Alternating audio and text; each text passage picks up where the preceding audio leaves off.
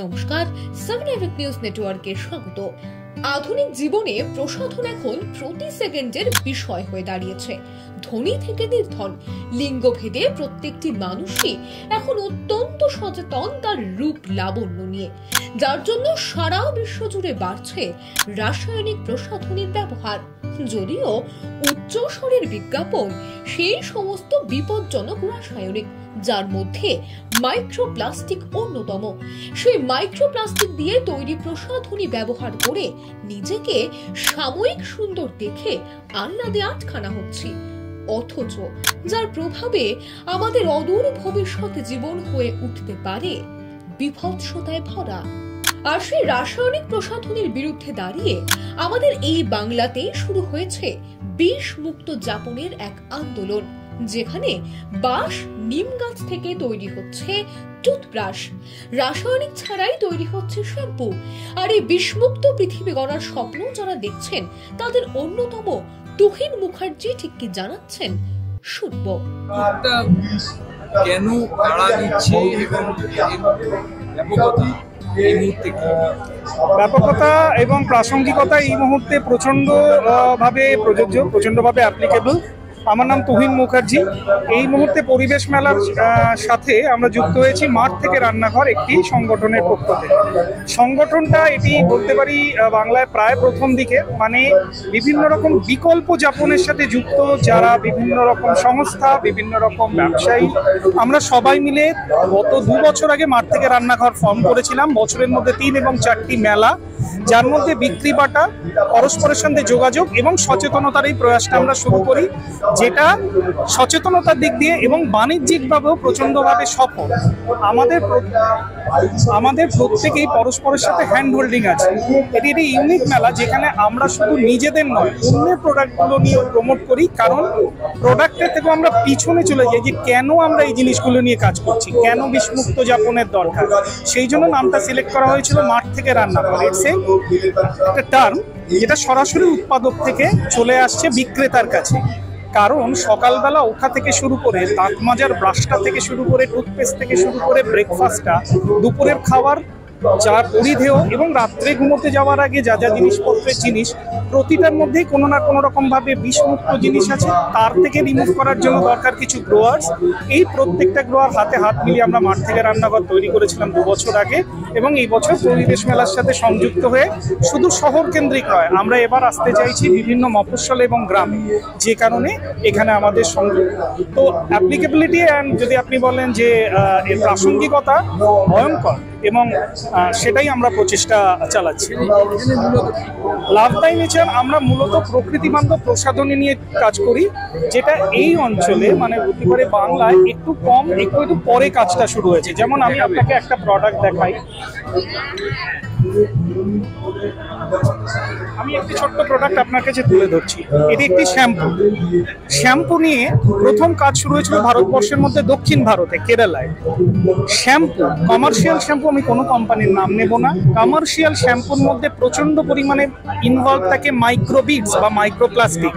Visible প্লাস্টিকটা নিয়ে তখন কাজ হচ্ছে, যেটা সিঙ্গেল ইউজ প্লাস্টিক, যেটাকে আমরা বারবার বলি রিইউজ। কিন্তু যদি প্রোডাক্টের মধ্যে কোনো প্লাস্টিক থাকে যেটা আনসিন, সেটাকে আমরা কিভাবে আইডেন্টিফাই করব?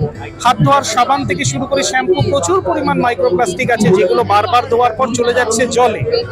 জল থেকে পরিশোধিত জলের মধ্যে মাইক্রোপ্লাস্টিক দূর হয় না, অথবা চলে আসছে মাছের থ্রু খাবারে। নতুন প্রজন্মের শরীরে, পেটে ঢুকে যাচ্ছে মাইক্রোপ্লাস্টিকের বাসা। দক্ষিণ ভারতে, কেরালাতে গর্ভবতী মহিলার ভ্রূণে মাইক্রোপ্লাস্টিক পাওয়া গেছে। এই শ্যাম্পু আমরা তৈরি করছি সম্পূর্ণ রকম ভাবে প্রাকৃতিক মতে। সমস্যা একটাই হয়, সবাই বলে প্রিজারভেটিভ ছাড়াই শেলফ লাইফ বাড়ানো যায় না। আমরা প্রিজারভেটিভ ছাড়াই বাড়িয়েছি। এইরকম একাধিক প্রায় 21 ধরনের প্রোডাক্ট, হ্যাঁ, যেটাকে আপনি দেখেন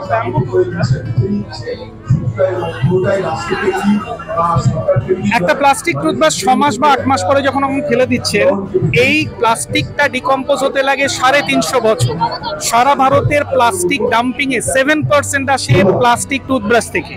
আমরা প্রথমে এটাকে বাঁশ দিয়ে রিপ্লেস করেছি, এবং এটা নিম চারকোল ব্রিসলস, এটাকে বলে ডিএফটি। পুরো ব্রাশটা ডিকম্পোজ হয়ে যাবে মাত্র 12 থেকে 14 মাসে।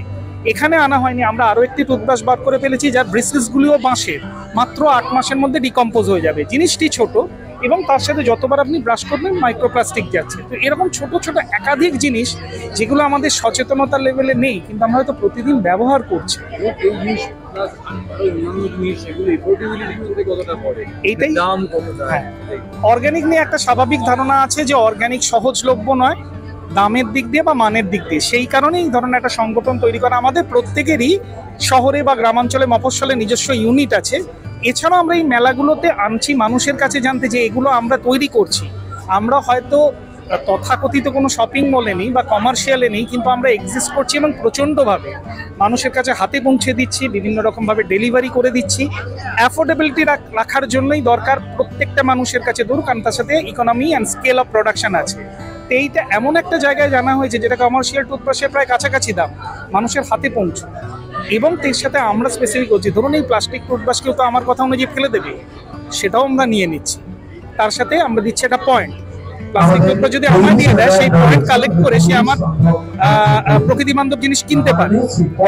We are not only selling products, we are taking care of the plastic dumping also. আমাদের প্রত্যেকের সাথে আমাদের নিজস্ব আমাদের সংস্থার নাম লাভ বাই নেচার, আমাদের প্লাস্টিক অ্যাকিউমুলেটর বা প্লাস্টিক রিসাইক্লার আমাদের সাথে যুক্ত আছে।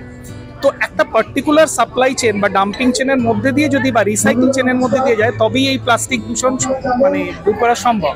প্লাস্টিক ব্যাগ সিঙ্গেল ইউজ তার মাত্র 1%। আরো একাধিক জিনিস আছে।